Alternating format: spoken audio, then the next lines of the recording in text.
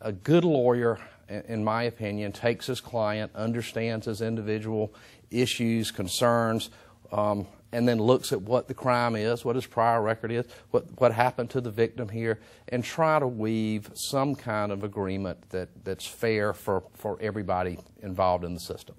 I enjoy helping people, and I've had to give a lot of people very good news and a lot of people very bad news, but I'm prepared to stand by them to the end and be straight with them, and represent them ethically, and at the end of the day, they'll know that we did all we could to make their situation the best it possibly could be. I'm Pete Strom. I practice law in South Carolina, Columbia, South Carolina. I have a law firm that does complex civil and criminal litigation. I spent about 10 years in private practice, and then I had an opportunity to be the United States Attorney for South Carolina, which is the chief federal prosecutor. This was back in 1993. I was the youngest one in the country, and my job was to manage the lawyers who prosecute the civil and criminal cases for the federal government. So I had the FBI, DEA, Customs, IRS, all working under me. What I learned during that experience was how to investigate a case and how to prosecute a case. And you know, the FBI and DEA, they have wonderful techniques. They've spent a lot of time developing them.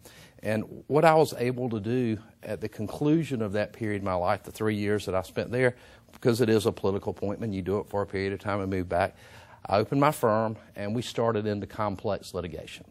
And you know, so I had no idea of the level of fraud that goes on in our community until I went to work for the federal government. And then I pretty quickly started to understand that we've got an awful lot of corrupt people in our society.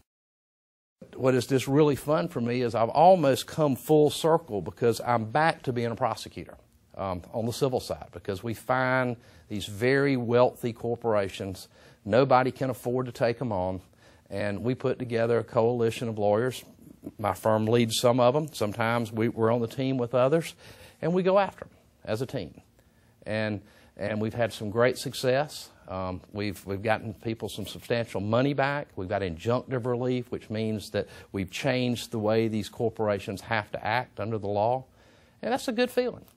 We know the players and they know us, and when we call them, you know, we've got their cell number, and when we tell them something, they trust us.